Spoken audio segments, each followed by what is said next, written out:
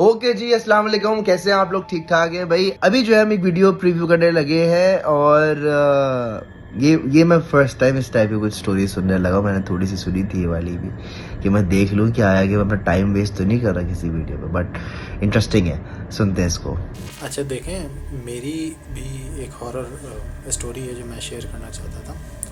मेरे फादर की सगी खाला जो थी उन पे असरात हो गए थे।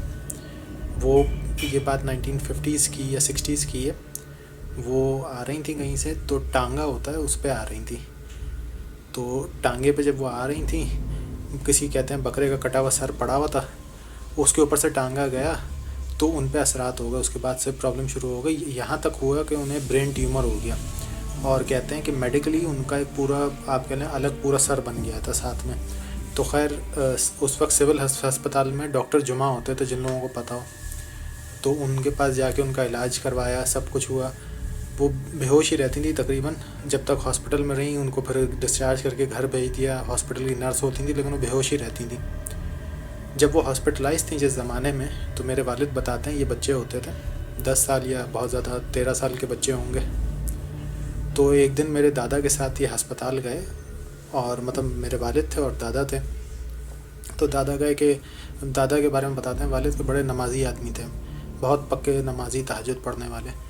तो वालिद बताते हैं कि दादा और ये लोग गए उनको देखने के लिए, वो बेहोश थी। तो मेरे वालिद बताते हैं कि वहाँ कमरे की खिड़की खुली हुई थी अस्पताल के, और मेरे वालिद ने दुआएं पढ़ना शुरू की उनके ऊपर। ये पता था सबको, थोड़ा जो मतलब क्योंकि फैमिली मजहबी थी तो थोड़ा अंदाज़ा हो गया था कि इन पे असरात हैं। बीमारी तो है ही, लेकिन बीमारी असरात की वजह से, क्योंकि लोग कहते हैं कि पहले जब उनको मतलब घर लाए थे और हर जुमेरात को सब लोग इकट्ठे होकर दुआ पढ़ते थे, तो उनके पलंग के नीचे धुएं की 2 बिल्लियाँ बना करती थी और बाद में खुद गायब हो जाया करती थी, खुद ब खुद। और सारे लोग देखते थे, ये जो बैठे हुए होते थे इर्द गिर्द दुआ पढ़ रहे होते थे, वो सब देखते थे, सबको नज़र आती थी। तो खैर अब जब वहाँ दुआ पढ़ रहे थे तो मेरे दादा जो थे वो दुआएं पढ़ रहे थे उनके ऊपर।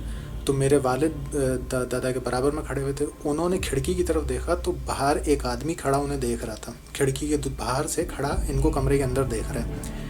देखने में वालिद बताते हैं बिल्कुल आम सा आदमी लग रहा था, बस रंग ज़रा ज़्यादा काला था और दाढ़ी थी, और जैसे आम कारी होता है ना, बच्चों को पढ़ाने आते हैं वैसे टोपी वोपी पहनी हुई थी।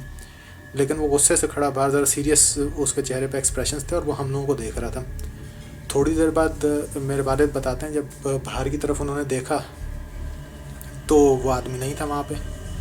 तो जिस वक्त उन्हें वो आदमी देखा तो उन्होंने मेरे दादा को इशारा किया, या मतलब जैसे होता है ना बच्चा हाथ लगाता है अपने बड़े को या उसको दिखाता है, तो उस वक्त मेरे दादा ने उनको इशारा कर दिया कि तुम खामोश रहो, और वो दुआएं पढ़ते रहे। बाद में जब थोड़ी देर बाद मेरे वालिद ने देखा तो वहाँ पे कोई आदमी नहीं था। तो खैर जब मेरे दादा ने दुआएं पढ़ लीं तो वो मेरे वालिद को लेके उस खिड़की के पास गए, और खिड़की से नीचे मेरे वालिद को दिखाया तो वहाँ कोई छज्जा नहीं था, कोई भी खड़े होने के लिए चीज़ नहीं थी, बिल्कुल नीचे तक ज़मीन नज़र आ रही थी। तो उस पे ये लोग कहते हैं कि वो पता नहीं कौन आदमी था जो बाहर से खड़ा देख रहा था, क्योंकि बाहर खड़े होने की कोई जगह नहीं थी। बाहर से खिड़की के बाहर झाँको तो नीचे ज़मीन नज़र आती है। तो ये चीज़ थी। बहरहाल वो खातून काफ़ी वक्त तक बीमार रहीं फिर, लेकिन बिल आखिर उनका इंतकाल हो गया। उनके बारे में कहा जाता है कि गटर बगीचा के पास जो कब्रिस्तान है, बड़े बोर्ड के पास, वहाँ मदफून है वो। तो एक दफ़ा किसी और उसी कब्रिस्तान में किसी और मरहूम की कब्र पे न्यूज़ रिपोर्टर गए थे, वो उसको कवर कर रहे थे। तो कहते हैं कि इनकी कब्र पे भी धुएं की बिल्ली या वैसा नज़र आया था कुछ। तो वो आदमी जो रिपोर्टर था वो बेहोश हो गया था, या तो कैमरामैन या रिपोर्टर। बहरहाल अब जो भी था वो उन खातून के साथ चला गया। कुछ मौलाना को भी चेक करवाया था, लेकिन एग्जैक्टली पता नहीं चला था क्या। यार इस किस्म की स्टोरी मैंने फर्स्ट टाइम सुनी है, मुझे समझ नहीं आ रही बिल्ली की शक्ल क्यों बन रही है, आई डोंट नो, लेकिन ये बहुत अलग स्टोरी थी। ये मैंने फर्स्ट टाइम सुनी है इस किस्म की स्टोरी, ठीक है। खैर एनीवे, मैं जज नहीं करूँगा, आप लोग बताया कमेंट सेक्शन में आप लोग क्या कहते हैं इस स्टोरी के बारे में। मुझे स्टोरी अच्छी, मुझे नहीं पता कि सच है या झूठा, लेकिन स्टोरी मुझे मज़े की लगी है, ठीक है जी। सो अगर आपके साथ कोई ऐसा सीन हो तो स्क्रीन के ऊपर नंबर आ रहा है व्हाट्सएप, इस पर आप हमें वीडियो भेजें एंड हम उसको देखेंगे एंड सब एंजॉय करेंगे। सही है जी, अपना बहुत सारा ख्याल रखिएगा। पाकिस्तान जिंदाबाद। अल्लाह हाफ़िज़।